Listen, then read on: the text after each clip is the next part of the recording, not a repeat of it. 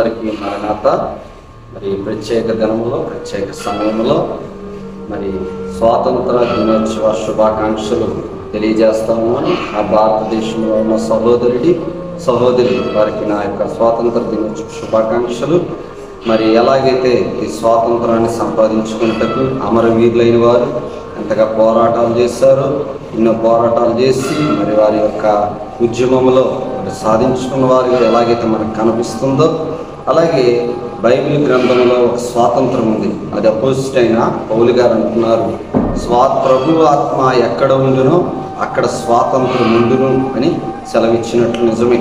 మనం ఈ స్వాతంత్రం రావడానికి మరి అమరులు పెద్దలు మరి ఎంతోమంది ప్రాణత్యాగం చేసి ఎలాగైతే ఈ స్వాతంత్రమును సంపాదించుకున్నారో, మనల్ని కూడా పాపం నుంచి విడిపించడానికి ఆ నీతిమంతుడైన ప్రభువైన యేసుక్రీస్తు వారు మనకు శరీరధారిగా, మన యొక్క స్నేహితుడుగా, మన యొక్క చూడండి దేవాతి దేవుడి స్నేహితుడయ్యి ఆయన స్వేచ్ఛను అవ్వటానికి భూలోకానికి వచ్చిన వారై ఉన్నారు. కనుక ప్రభువుని, ఆయన రక్షణను మనం తెలుసుకుంటే ప్రభు ఆత్మ ఎక్కడ ఉంటుందో అక్కడ స్వాతంత్రం ఉంటుంది. ఆయన ఆత్మ ఉంటే రక్షణ, ఆయన ఆత్మ ఉంటే సంతోషం, ఆయన ఆత్మ ఉంటే బహుమానము. గనుక వీళ్ళరా మరి యొక్క వీడియోను వీక్షిస్తున్న వాళ్ళారా గనుక మరి స్వాతంత్రము ఎలాగే భూలోకానికి ఎంతో అవసరంగా ఉందో, స్వేచ్ఛ అవసరమో, ప్రతి మానవుణ్ణి రక్షించడానికి ప్రభువైన యేసుక్రీస్తు వారు తన రక్తమును చిందించి, తన రక్తమును ఖర్చు చేసి